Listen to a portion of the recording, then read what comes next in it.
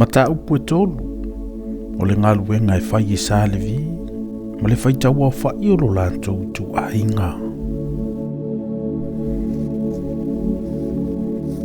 O ngafa nei o Arona ma Mose i le aso na whetalai mai ai e o vai a Mose i le maunga o Sinai. O ingofo i nei o antali o Arona, o nā tapu o le uru matua ia, ma aviu, o Eliasaru, ma i Tamaro. O ingoi o antali o Arona, Faitaulanga na whaauina, e na tōwhia i e whaile whaiva o si taulanga. Au o tina tapu ma aviu lumo i ova, ino la whaalatalata ma le afi ese i lumo i ova i le vao Sinai. Ua lea i fo ini a la whanau, o na whaia i leo o whaiva o si taulanga Eliasaru, ma i Tamaro, i lumo lo la tamaho Arona. Ua whetalai mai fo i ova ia Mose ua whapea mai. Ia e whaalatalata mai le tuai ngō Levi, matu inatu i latou i lumo Arona leo si taulanga. Ina ia latou au na ia te ia. Latou te tausi ana mea e tausia ma mea e tausia e le whaapotopotonga o malava i luma o le whale whetā whai o le whaapotopotonga. E au na i le ngāluenga o le malumalu. Latou te tausia fo i mea uma o le whale whetā whai o le whaapotopotonga. Ma mea e tausia e le whanau ngā Israelu. E au na i le ngāluenga o le malumalu. E te avatua sa le via Arona mo nā talii. Ua matua avatua lava i lantou ia te ia i le whanau ngā Israelu. E te tōwhia fo i Arona mo nā talii. Latou te tausia fo i lo lantou whaiva o si taulanga. O le tangata e se fo i e whaalatalata ia i e whasiotia o ia. Ua whetalai mai fo i ova ia Mose ua whapea mai. O au fo i whaauta, ua au avea sa le vi ai le whanau ngā Israelu e whai masui o ulu matua o malapa. O e mua i whanauina i le whanau ngā Israelu, e whai fo i mo o sa le vi. O wa ulu matua o malapa mo au lava i lato. O le aso na ofasi e ulu matua o mailenu o ai kupito, na ofasa ai nai mo au ulu matua o malapa Israelu. O tangata ato fo i mamanu, mo wau lava i lantou, o wau o Yehova. Ua whetalai mai fo Yehova ia Mose i le vao Sinai, ua whapea mai.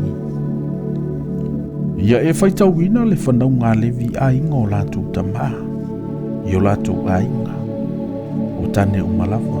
Ia e Faitauina i lantou e afua mai e o tasilo lantou masina, atoa mai e o matutu ai.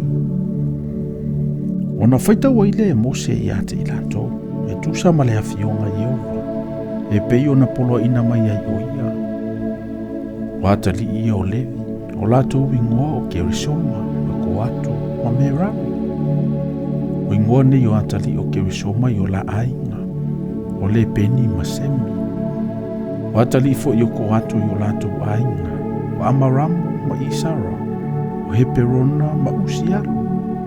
O atali fo i o Merari o lantou ainga, o Maali ma Muse, o ainga i o Salevi ainga o lantou tamaha. Na tutupu mai i a Kerisoma o le ainga o Sale Peni ma le ainga o Sasemi, o ainga i o Sa Kerisoma, o i latou na whaitaulia o le au whai o tane uma, e afua mai i e o tasilo latou masina anto mai e o matutu ai. O i latou lava na whaitaulia, e fitu o afe ma le limo se lau. E tola wapi a inga o sa Kerisoma i tua o le malumalu i le Tusi sifo. O le li silifo i o le a inga o le tamao sa Kerisoma, o e li asafo leo le antali i o la eni. O mea fo i nei e tausia e le whanau ngā Kerisoma i le whale whetā whai o le whaapotopotonga, o le malumalu, ma le whale whetā whai, ma lona ufi, ma le pui tau o le whaitotoa o le whale whetā whai o le whaapotopotonga. O ia pui fo i o le lotoa, ma le pui tau o le whaitotoa o le lotoa. O le ua whelantai ma le malumalu e whelatai fo i ma le whata whaitaulanga e whaatali o li o ai. Ma ona maia e whai ai o na sauninga uma. Na tutupu mai I a ko ato le ainga o sa Amoramo, ma le ainga o sa Isara, ma le ainga o sa Heperona, ma le ainga o sa Usialu, o ainga I o sa ko ato. O le au whaifoi o tane umalava, e afua mai e o tasilo lanto masina ato mai o matutu ai. E valu o afe ma le ono se lau, o lo tausi I le tausinga o le mea paia. E tola wapi ainga o le whanaunga ko ato I le tuitonga o le manumalu. O le alisili o le ainga o le tamao ainga o sa ko ato, o elisa whano leo le antali o sialu. O mea fo I lato te tausia, o le ato la au, ma le lao ai, ma le tu ngana mepa ma fata Faitauina.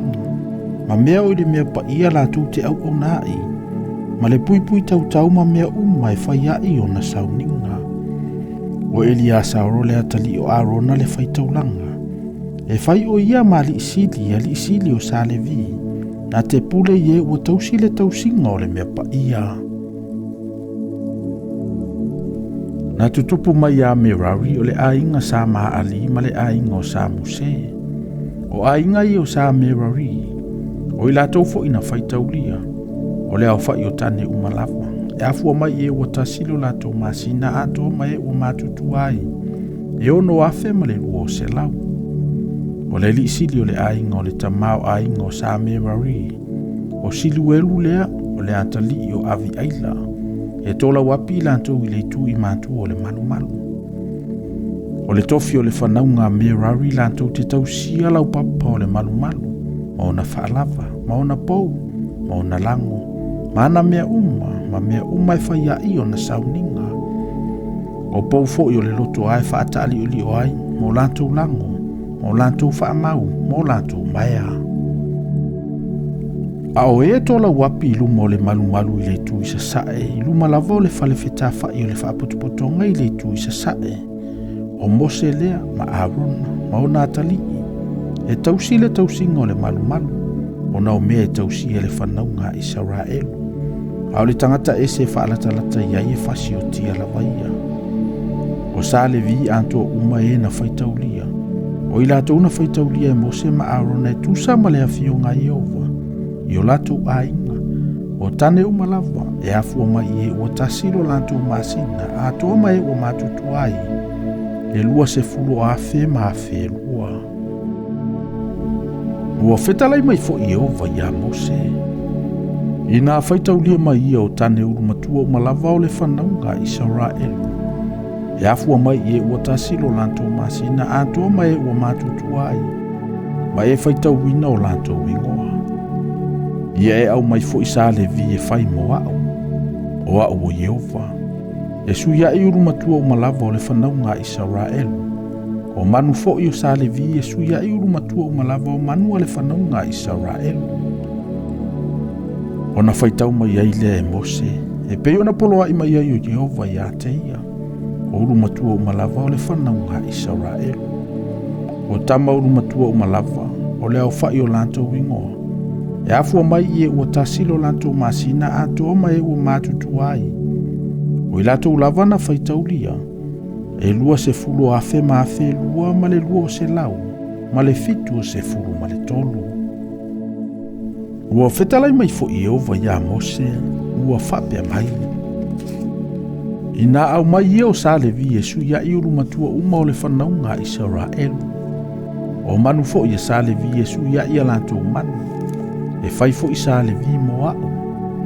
O au lava o Iova. Au I lantou o le Faitauina e lua o se lau ma le fitu o se fulu ma le tolu.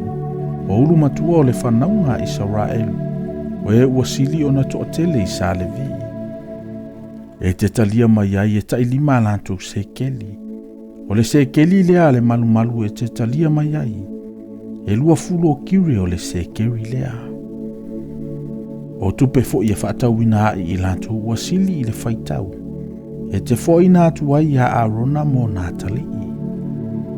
O na talia mai ai lea e mosi o tupe o le tau o e na totoe. Na sili e na suia e sa levi. Ua talia mai e ia tupe mai urumatua o le whanaunga Israelu. O se keili e tasi le afe ma le tolu o se lau. ma le ono se fulu ma le lima, o le se keli lea le malu. Ua avane fo i e mose o tupe o ena Faitauina ia Arona mo na tali e tusa ma le afionga Yehova, e pei ona poloa ima iai o Yehova ia Mose.